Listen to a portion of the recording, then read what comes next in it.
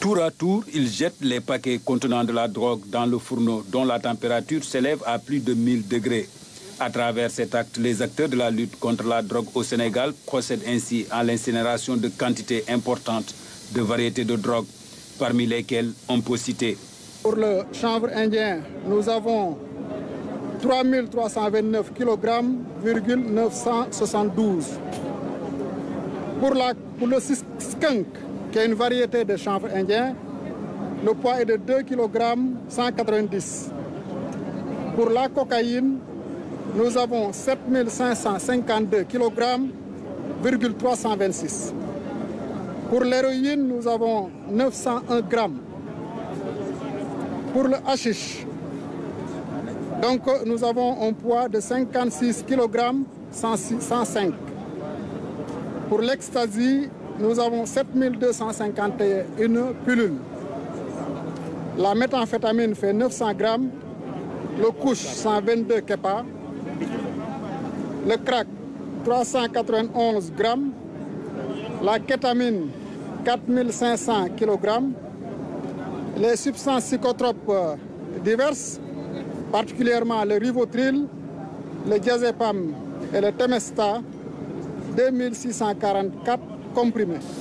Ces saisies cumulées ont été opérées par la douane, la gendarmerie, la police et la marine nationale. Des quantités qui concernent que la région de Dakar et couvrant la période entre juin 2022 et juin 2024.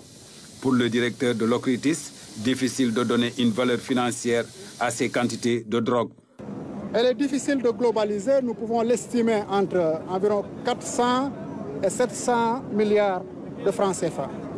Pour la provenance, nous savons, ces différentes variétés de drogue ont souvent pour chacune des zones où la production se fait le plus. Pour la cocaïne, nous savons que ça vient de l'Amérique du Sud.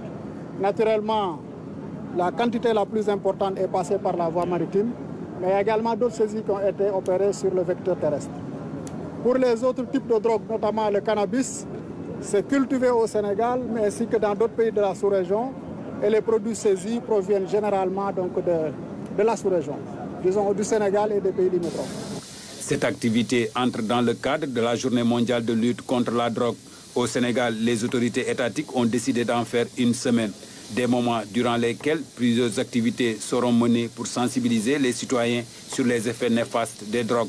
C'est l'occasion de remercier et de féliciter l'ensemble des forces de défense et de sécurité qui individuellement, ensuite collectivement, appuient de manière inlassable à couper toutes les routes qui mènent vers ce trafic illicite, voire criminel de drogue.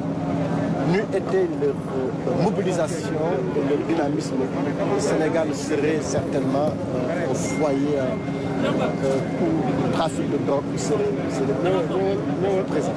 Vouloir transformer le Sénégal en pays de trafic de drogue